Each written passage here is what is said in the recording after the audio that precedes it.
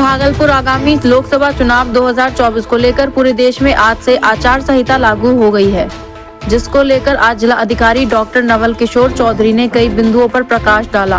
उन्होंने कहा कि आगामी लोकसभा चुनाव को शांतिपूर्ण संपन्न कराने के लिए हम लोग कटिबद्ध हैं और विभाग के सभी पद अधिकारी को भी इसका प्रशिक्षण दिया जा रहा है।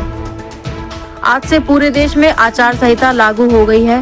वहीं 19 अप्रैल से लोकसभा चुनाव 2024 का पहला चरण शुरू हो जाएगा। भागलपुर में 26 अप्रैल को दूसरे चरण में चुनाव होना सुनिश्चित हुआ है। इसको लेकर 144 धारा लागू हो गई है। अब किसी भी जगह पर 5 लोगों से अधिक लोग अगर इकट्ठा होते हैं तो उसके लिए लिखित आदेश लेना होगा। साथ ही किसी भी वाहन में अगर राजनीतिक दल के पोस्टर सटे होते हैं तो उसके लिए भी आदेश लेना होगा। साथ ही उन्होंने कहा, कोई भी राजनीतिक सभा करने से पहले आदेश लें और एक जगह 2 राजनीतिक दल इकट्ठा ना हो, ना ही कोई आम सभा करें।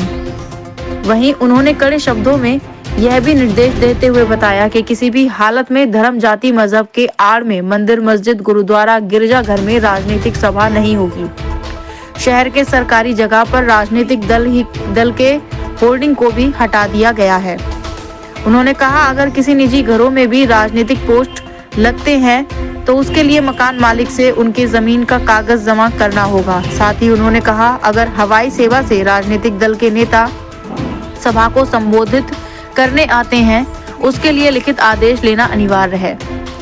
144 धारा के तहत और आचार संहिता के तहत सभी नियमों का पालन करने के लिए जिला अधिकारी ने सभी राजनीतिक दलों व आम जनों को प्रेस वार्ता के माध्यम से संबोधित किया। इस प्रेस वार्ता में जिलाधिकारी डॉक्टर नवल किशोर चौधरी के अलावा कई वरीय पुलिस अधिकारी, डीडीसी, दर्जनों कर्मी मौजूद थे। द्वारा आज चुनाव की घोषणा कर दी गई है और आज से ही मॉडल कोड ऑफ कंडक्ट लग गया है। धारा 144 लग गया है, जिसमें कि 5 या 5 से अधिक व्यक्तियों का कहीं भी मजमा वो अवैध करार दिया जाता है।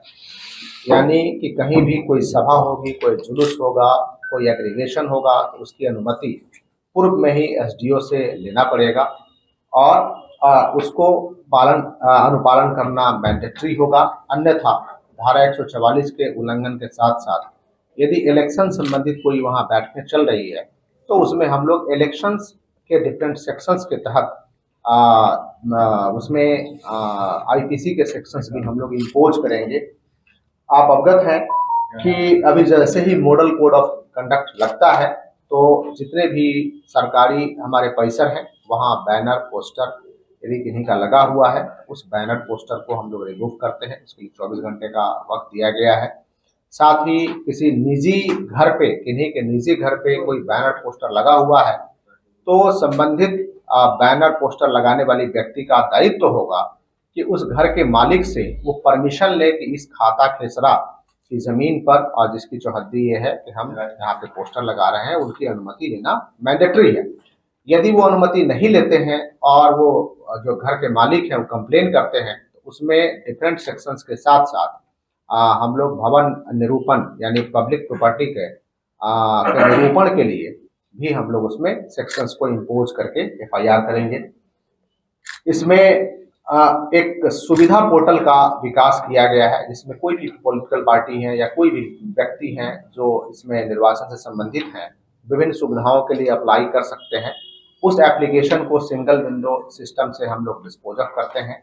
जैसे किन्हीं को कहीं सभा करानी है तो उसका एप्लीकेशन उस पर वेल बिफोर टाइम कम से कम 72 घंटा पहले हमें डालें और जिस जमीन पे कराना है उस जमीन का एनओसी उनको लेकर के मैंडेटरी है कि प्रोवाइड करेंगे। यदि सरकारी भूमि पे है तब भी उनको मैंडेटरी है कि जमीन का एनओसी जो संबंधित विभाग है उनसे लेकर के डालेंगे। अब उसमें अन्य विभागों का जो एनओसी है वो हम लोग सिंगल विंडो सिस्टम से क्लियर करा करके देंगे। यदि हेलीकॉप्टर से फ्लाई कराना चाह रहे हैं, वीआईपी आ रहे हैं तो इसकी भी अनुमति उनको लेना मैंडेटरी है और उक्त अनुमति के आलोक में ही आगे कार्रवाई करेंगे। कोई भी सभा होगी, कोई भी जुलूस होगी तो उसमें हम लोग वीडियोग्राफी मैंडेटरी कराएंगे जो हमारे कोषांग के द्वारा कराया जाएगा। उस वीडियोग्राफी को जो हमारा मॉडल कोड का कोषांग है वो कोषांग उसको एग्जामिन करेगा और लगेगा कि नहीं मॉडल कोड ऑफ कंडक्ट का वायोलेशन है तो हम लोग उचित फिर कार्रवाई करेंगे। कोई काफिला है कहीं तो उस काफिले में अधिकतम 10 वाहन एक साथ मूव कर सकते हैं। फिर 100 मीटर का गैप देना पड़ेगा, फिर 5 वाहन मूव करेंगे, फिर 100 मीटर का गैप के बाद 5 वाहन मूव करेंगे। इसको फॉलो करना जरूरी है। यदि कहीं भी कोई सभा होती है, कोई जुलूस होती है, तो एक नियत अवधि के लिए हम लोग उसको परमिशन देंगे, ताकि दूसरे कोई व्यक्ति यदि उसी ग्राउंड में सभा कराना हो तो उनको एक गैप के बाद हम उस ग्राउंड को दे सकें। कोई जुलूस होगा तो एक ही रूट पर 2 जुलूस को एक समय में हम लोग अलाउ नहीं करेंगे, जिससे कि किसी प्रकार का विवाद हो। कभी कोई भी पॉलिटिकल व्यक्ति किसी पॉलिटिकल पर्सन के निजी जीवन के बारे में कोई टिप्पणी नहीं करें, ये अनुरोध है। ये मॉडल कोड का वायलेशन है। यदि कंप्लेन करते हैं तो इस सेक्शंस में भी प्राथमिकी दर्ज की जाएगी। कहीं भी किसी धर्म, जाति, भाषा, संप्रदाय पे कोई टिप्पणी नहीं होना चाहिए। कहीं भी कोई मंदिर, मस्जिद, चर्च और कोई भी धार्मिक स्थल है, वहां निर्वाचन संबंधी प्रचार प्रसार नहीं होना चाहिए। कोई भी जो लाउड स्पीकर है वो चुनाव प्रचार के लिए परमिशन लेना मैंडेटरी है, क्योंकि उससे हम लोग एक्सपेंडिचर भी काउंट करते हैं।